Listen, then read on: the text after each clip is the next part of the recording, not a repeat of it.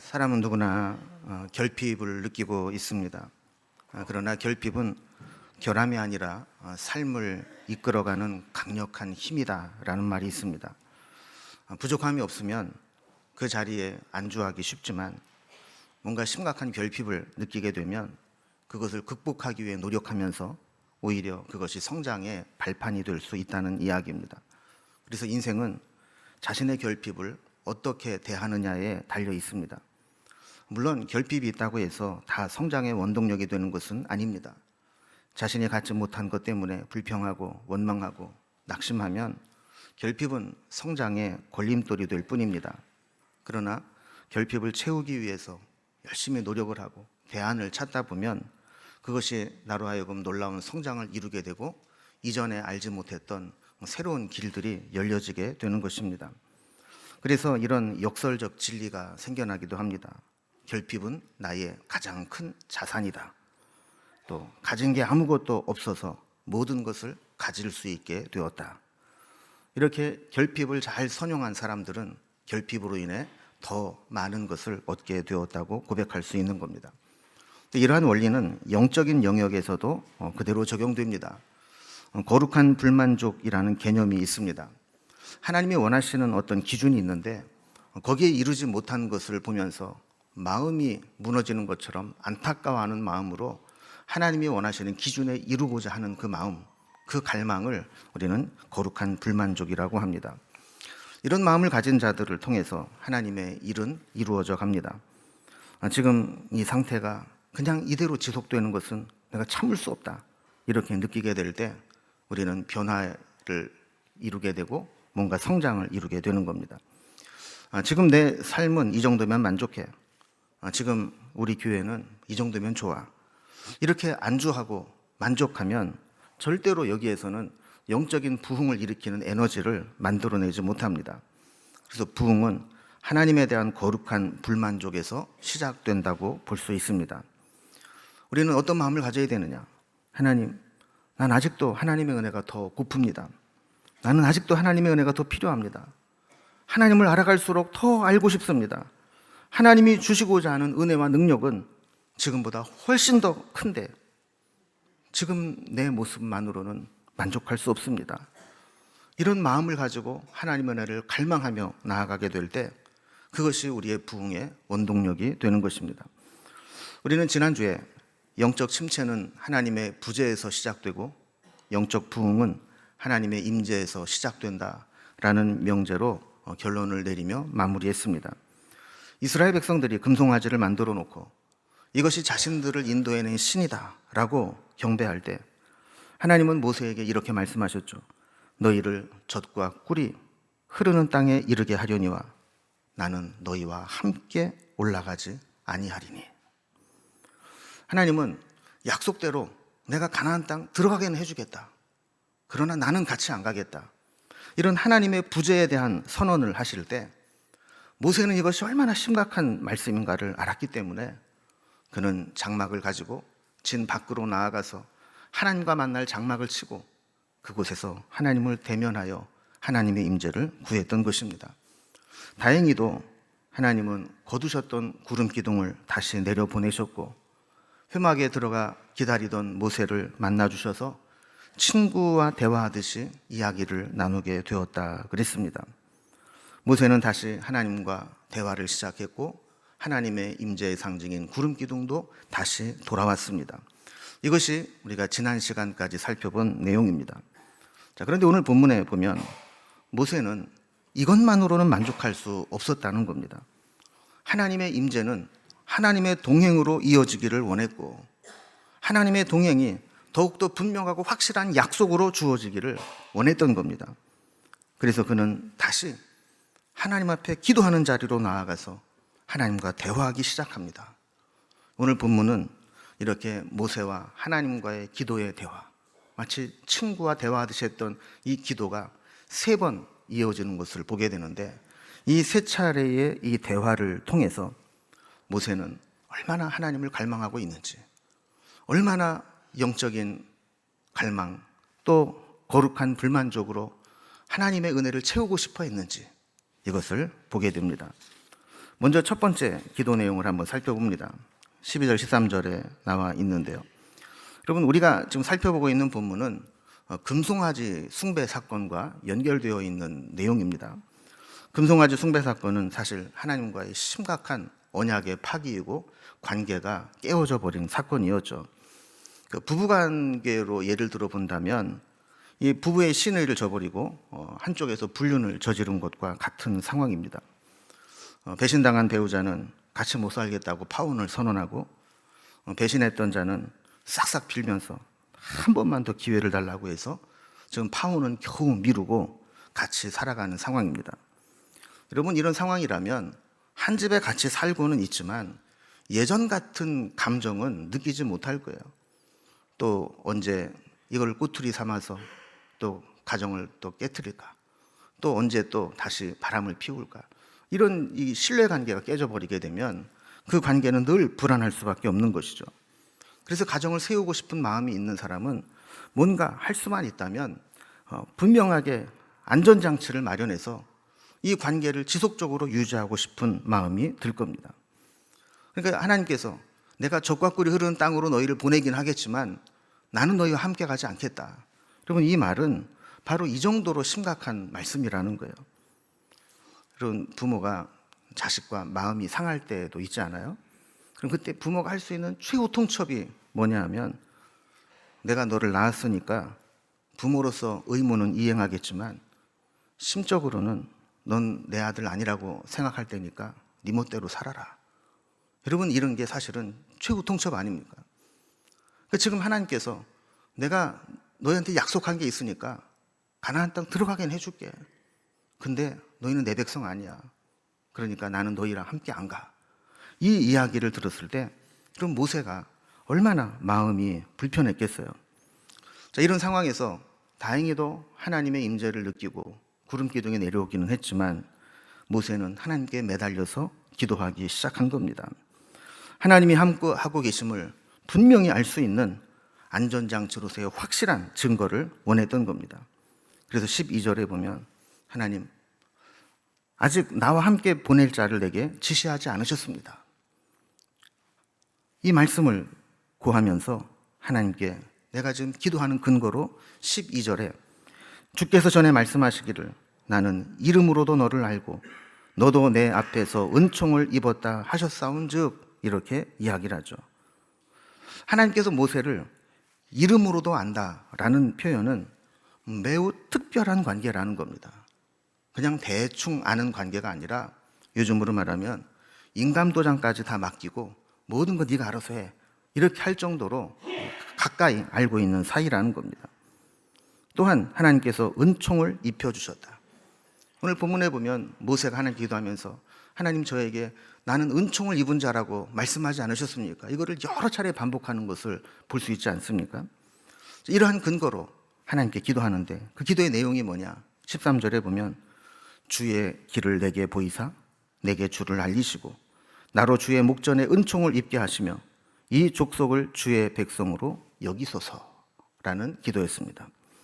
이건 네 가지 기도 제목이 나오는데 첫 번째 기도는 주의 길을 내게 보이사라는 거예요. 앞으로 하나님의 계획을 알려달라는 겁니다.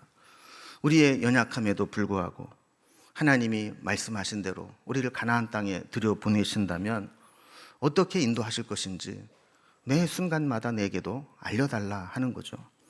두 번째 기도는 내게 주를 알리시고라는 겁니다. 여러분, 사실 신구약을 통틀어서 모세처럼 하나님의 알려주심을 들은 사람은 별로 없어요. 모세가 처음 시내산에서 하나님께 부름을 받을 때 모세를 애굽으로 보내시면서 모세가 하나님께 질문하지 않습니까? 하나님, 누가 너를 보냈느냐고 물으면 내가 누가 나를 보냈다고 이야기를 해야 됩니까? 그럴 때 나는 스스로 있는 자니라. 나는 여호와니라. 이렇게 말씀해 주시잖아요. 그러나 모세는 이렇게 들은 것만으로는 부족하다라는 겁니다. 하나님, 하나님을 내게 알려주옵소서. 더 알고 싶습니다. 하나님을 더 알고 싶은 열망을 기도한 겁니다. 세 번째는 나로 주의 목전에 은총을 입게 하시며 그랬어요. 이미 하나님은 모세에게 너는 내 은총을 입은 자다 여러 차례 말씀하셨지만 말로만 은총을 입은 자라가 이게 아니라 내 삶의 현장에서 내가 하나님의 은총을 입은 자라면 그것을 누구나 알 수 있는 증거로 나에게 보여주십시오 라는 기도입니다. 그리고 마지막 네 번째는 이 족속을 주의 백성으로 여기소서라는 기도입니다. 하나님은 금송아지 숭배 사건 직후에 모세에게 이렇게 말씀하셨죠. 그런즉 내가 하는 대로 두라. 내가 그들에게 진노하여 그들을 진멸하고 너를 큰 나라가 되게 하리라.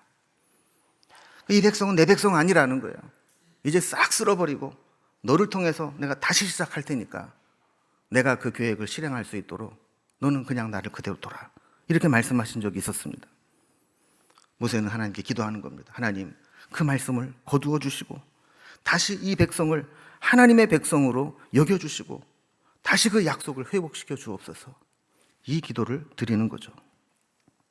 여러분, 이렇게 기도할 때 하나님이 어떻게 응답하셨을까요? 14절에 보면 내가 친히 가리라. 내가 너를 쉬게 하리라 말씀하신 겁니다. 그리고 이걸 보면 모세가 얼마나 하나님께 매달려서 기도했는가를 알 수 있어요. 내가 친히 갈 것이다. 너를 쉬게 하겠다. 만약에 하나님이 응답하지 않으면 모세가 쉬지 않고 들복 가서 부르짖어 기도할 것을 아셨기 때문에 알았어. 내가 같이 갈게. 됐지? 그러니까 이제 그만 보채. 이런 마음으로 말씀하시는 거죠. 또 이제 내가 이스라엘 백성 이끌고 갈 테니까 넌 쉬고 나만 믿고 따라와. 이렇게 약속을 해 주신 것입니다. 여러분, 만약에 하나님으로부터 이 정도 응답을 받았으면 아멘 할렐루야 그러고 이제 기도를 쉴 만도 합니다. 그런데 모세는 이것만 가지고는 부족하다는 거예요. 또 기도합니다. 두 번째 기도가 14절에서 17절까지 나오는데요. 이 두 번째 기도는 이제 하나님 말씀만 하지 마시고 그 말씀하신 것을 내게 확증해 주옵소서라는 거예요. 사실 믿지 못해서라기보다는 지금 그 정도로 모세의 심정이 절박하다는 겁니다. 방금 말씀드린 것처럼 지금 모세가 기도하는 이 상황은 금송아지 숭배 사건 이후에 있었던 사건입니다. 그럼 보통 우리가 평상시에는 예배만 잘 드려도 우리 신앙이 잘 유지됩니다. 그런데 큰 시험을 겪거나 뭔가 큰 죄를 저지르거나 뭔가 심각한 문제가 생기고 난 이후에는 그냥 예배만 드리는 자리에 왔다 갔다고 해서 쉽게 회복이 되지 않을 때가 있습니다. 이때는 뭔가 강권적으로 하나님의 어떤 특별한 표징이 있거나 뭔가 내게 은혜를 확실히 부어주시는 것을 느끼는 것이 필요할 때가 있는 것이죠.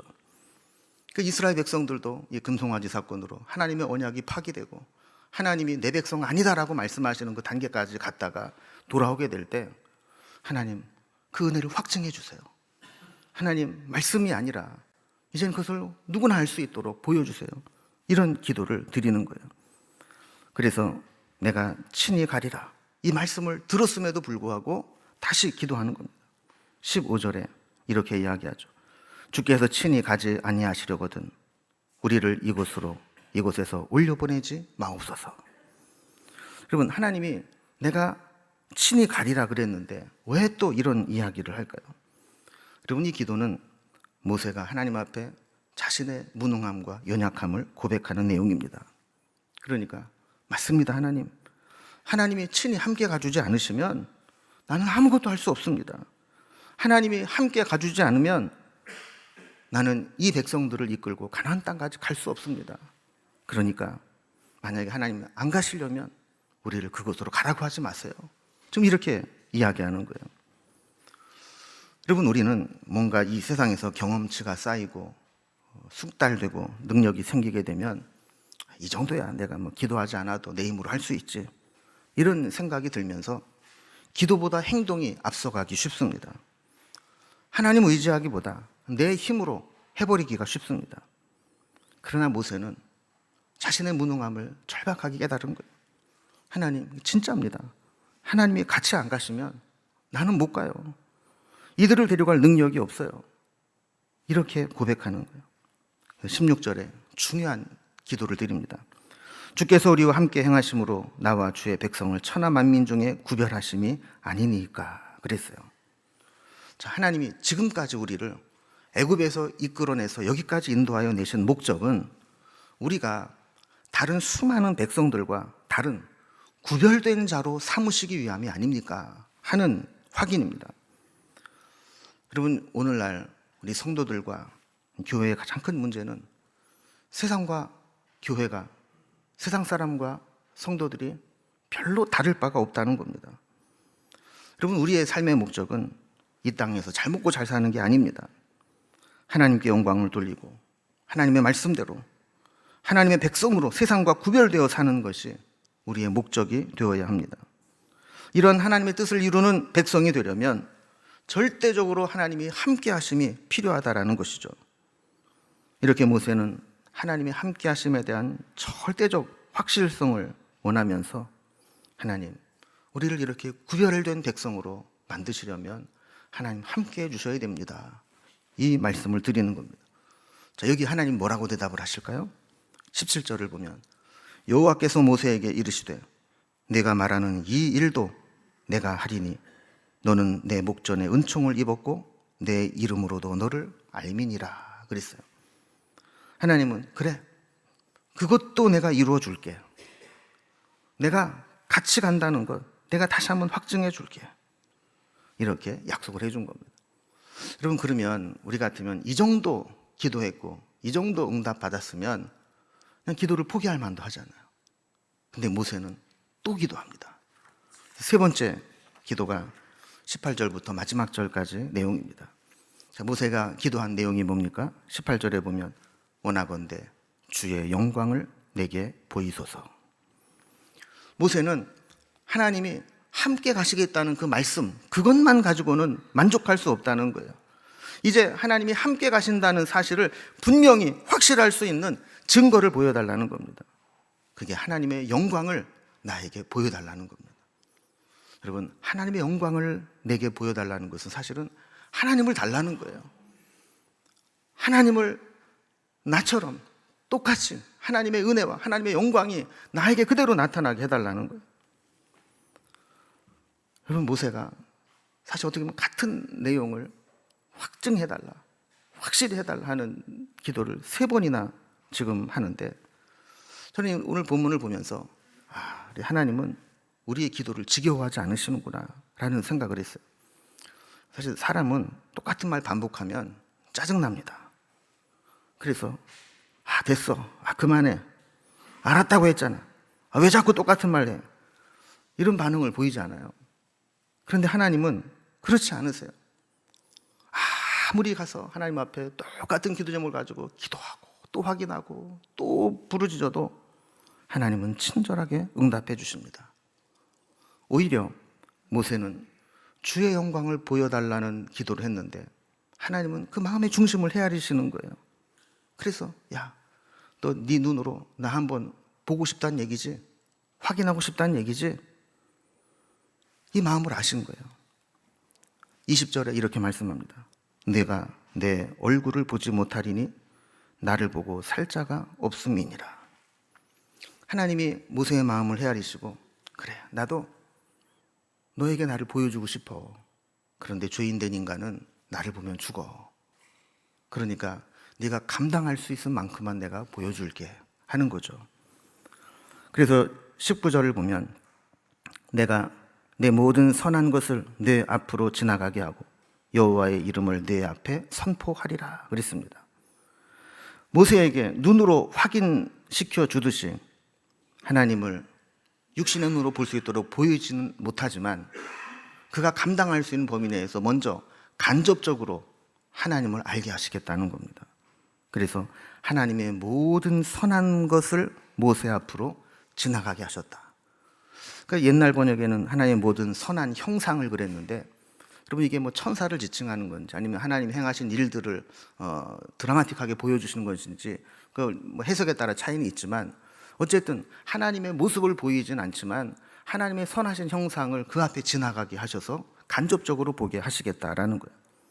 또 여호와의 이름을 내 앞에 선포하리라. 그러니까 이름이라고 하는 것은 단순한 호칭이 아니고 그 사람의 존재의 인격과 그 존재 자체를 의미하는 것으로 해석되는데, 하나님의 이름 속에 담겨져 있는 하나님의 모든 인격과 성품을 너에게 다시 한번 계시해 주시겠다 하는 겁니다.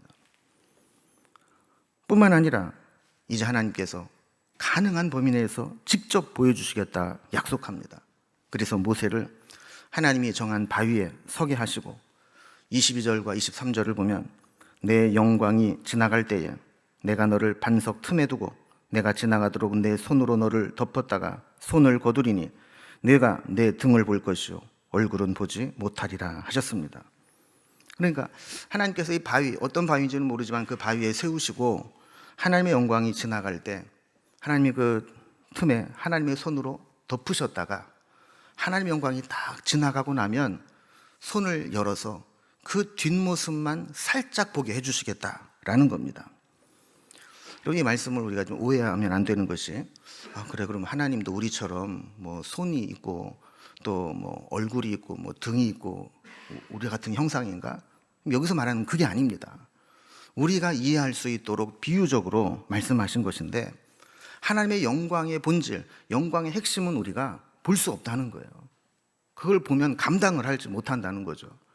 그러니까 하나님께서 지나가 주시고 보여주시긴 하시는데 우리가 감당할 수 없는 영광의 본질은 보여주지 못하고 덮어주셨다가 그 뒷모습, 그 영광의 흔적만 볼 수 있도록 그렇게 허락하시겠다라는 겁니다. 여러분, 부흥은 우리에게 하나님의 영광이 지나가는 것입니다. 우리가 하나님을 보든 느끼든 하나님의 영광이 우리를 덮고 지나가시는 것을 체험하는 것이 부흥의 시작입니다. 우리가 천국에 가면 확인해 보고 싶은 것 중에 하나가 하나님이 어떤 모습일까? 우리가 인식할 수 있는 하나님이 어디까지일까? 사실 우리가 아직까지는 해결을 할 수 없는 문제 아닙니까? 하나님은 영이시기 때문에 우리 어떤 육신의 눈으로 어떤 형상을 볼 수는 없어요. 그러나 천국에 가면 지금보다는 더 확실하게 분명하게 하나님을 알 텐데 그 우리가 인식할 수 있는 하나님이 어디까지일까 하는 것을 좀 궁금한 마음으로 기다리고 있습니다. 자, 그러나 오늘 본문에 보면 우리 하나님께서 모세에게 하나님을 계시하실 때 어떤 원칙이 있다는 것을 알게 돼요. 이 두 가지 원칙만 좀 살펴보면, 첫 번째 원칙은 하나님의 계시는 하나님의 주권에 있다라는 겁니다. 하나님은 우리가 원한다고 해서 아무 때나 우리에게 나타나시고 보여주시고 알려주시는 분이 아니라 하나님이 원하는 자에게 보여주시겠다라고 말씀하시죠. 19절에 보면 나는 은혜 베풀 자에게 은혜를 베풀고 긍휼히 여길 자에게 긍휼을 베푸노니라 그랬습니다. 그러니까 나를 계시하고 알리고 보여줘야 될 필요가 있을 때, 은혜가 필요할 때, 긍휼이 필요한 사람이 있다면 그에게 내가 계시하겠다는 거예요. 모세가 그렇게 하나님을 영광을 보기를 갈망하고 그렇게 은혜를 구할 때 내가 그에게 나를 알려주시겠다라는 겁니다. 여러분, 우리도 하나님의 그 은혜, 하나님의 영광, 그 하나님의 모습을 보고자 하는 그 은혜를 사모하는 마음을 가지고 있을 때 하나님은 우리를 불쌍히 여기시고 긍휼히 여기시고 우리에게 나타나실 수 있다는 것을 기대해야 됩니다. 두 번째로 이 계시의 원칙은 계시하시는 것과 감추는 것이 동시에 나타나고 또 보여주심으로 축복하시는 것과 그를 죽지 않게 보호하시는 것이 동시에 결합되어 있다는 것을 보게 됩니다. 하나님은 모세에게 자신을 계시하여 주시지만 다 보여주진 않으시고 가리시는 것도 있습니다. 또 나타나서 하나님의 영광을 보여주시면서 동시에 모세를 바위 틈에 두시고 보지 못하도록 하나님의 손으로 덮으셨다 그랬습니다. 하나님의 영광을 보여주시는 축복을 누리게 하시면서도 하나님을 보고 죽지 않도록 보호하시는 손길이 함께 임했습니다. 여러분, 이걸 보면 우리의 은혜는 우리가 감당할 수 있는 범위 내의 은혜만 은혜입니다.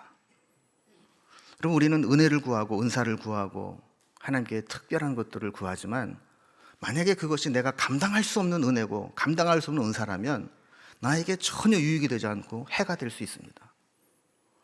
하나님이 물질의 은사를 주시는데 물질을 관리할 수 있는 믿음이 없다. 그러면 그 물질은 그의 신앙을 갉아먹는 장애물이 될 겁니다. 우리에게 영적인 은사를 주시는데 그걸 감당할 수 없다 그러면 안 받은만 못한 결과를 가져오게 될 것입니다. 하나님께서 우리에게 은혜를 주시는데 우리가 그 은혜를 감당할 수 없는 은혜를 받았다 그러면 그 은혜 때문에 오히려 영적으로 고통을 당할 수도 있습니다. 그래서 하나님은 우리에게 가장 적정한 은혜, 우리가 감당할 수 있는 만큼의 은사를 주신다는 거예요. 하나님은 우리에게 은혜를 주시지만 감당할 수 없는 은혜는 가려주시고 우리에게 꼭 필요한 은혜만큼만 주신다는 겁니다. 이제 오늘 말씀을 좀 마무리합니다. 여러분, 모세가 왜 하나님 앞에 그렇게 똑같은 기도 제목을 가지고 기도하고 또 기도하고 확인하고 더 구하고 이렇게 했을까요? 여러분, 부흥은 우리가 한 번 은혜 받는 것에 만족하지 않고 그 이상의 더 큰 은혜를 갈망하는 것으로 나타나는 것입니다. 한 번의 응답으로 그치지 않고 계속해서 더 분명하고 확실한 것을 구하는 것이 은혜의 시작입니다. 마치 야곱이 약곡 강가에서 천사와 씨름하면서 내게 축복하지 않으면 가게 하지 않겠다고 매달려 기도한 것처럼 모세 역시 하나님 나에게 영광을 보이시고 내 기도에 응답해 주시고 말씀하신 것을 확증해 주실 때까지는 내가 기도를 포기할 수 없습니다. 이렇게 기도하는 것과 같은 것입니다. 그래서 모세는 하나님 앞에 하나님 여기까지 응답해 주세요. 약속해 주시면 그 기도의 응답을 발판으로 한 단계 더 나아가서 하나님 그럼 여기까지 또 응답해 주세요. 그리고 약속해 주시면 하나님 그러면 여기까지 응답해 주세요. 하나님의 더 깊은 곳까지 가는 거예요. 여러분, 부흥은 우리가 하나님께 점점 더 깊은 은혜를 얻기 위해 끈질기게 기도할 때 하나님이 그 기도를 들으시고 응답해 주시고 하나님이 우리에게 아직 나타나지 않으신 하나님의 영광과 능력과 은혜를 나타내실 때 나타나는 현상이 부흥입니다. 여러분, 성경에서 말하는 부흥은 한 번도 사람이 많이 모이거나 교회의 재정이 풍성해지거나 프로그램이 활력 있게 진행되는 것을 부흥이라고 말하지 않습니다. 우리의 진짜 문제는 코로나 때문에 예배 모임이 제한되고 재정이 줄어들고 교회 학교가 모이지 못하는 것이 아니라 성도들에게 하나님의 임재가 느껴지지 못하고 교회가 세상과 구별된 모습을 보이지 못하고 우리에게서 하나님의 은혜와 능력이 분명하게 드러나지 못하는 것, 이것이 진짜 우리의 문제라는 겁니다. 부흥의 본질은 하나님의 임재와 하나님의 동행하심과 하나님의 능력과 영광을 더욱더 분명하고 강력하게 나타내시는 것을 보는 것입니다. 여러분, 우리에게 부흥의 갈망을 말씀을 통해 계속해서 도전을 받고 기도하기 시작했는데 하나님의 임재가 회복되고 잠깐 임재하시고 마는 것이 아니라 늘 우리와 동행하시면서 더 큰 영광, 더 많은 능력을 우리에게 나타내시기를 사모해야 될 줄로 믿습니다. 여러분, 더 큰 은혜를 사모하십시오. 더 많은 은혜를 구하십시오. 지금 내 형편과 상황에 만족하지 마시고 거룩한 불만족으로 하나님을 구하십시오. 막연히 지식으로만 알고 있는 그런 하나님이 아니라 하나님의 영광과 임재와 능력이 나를 덮고 내 삶을 지나가고 하나님의 은혜와 능력이 나와 함께하고 계심을 분명히 느끼고 확신할 수 있을 때까지 우리는 기도하기를 포기하지 말고 하나님의 은혜를 구하는 것을 포기하지 말고 하나님, 나는 하나님이 더 필요합니다. 더 하나님의 은혜가 더 필요합니다. 하나님 더 알고 싶습니다. 하나님의 더 큰 영광 가운데 들어가고 싶습니다. 이 열망을 하나님 앞에 고백하면서 우리의 삶 속에 우리의 심령 가운데 하나님의 은혜가 깊숙이 임하는 것들을 느끼며 고백할 수 있기를 주님의 이름으로 기원합니다. 기도하겠습니다.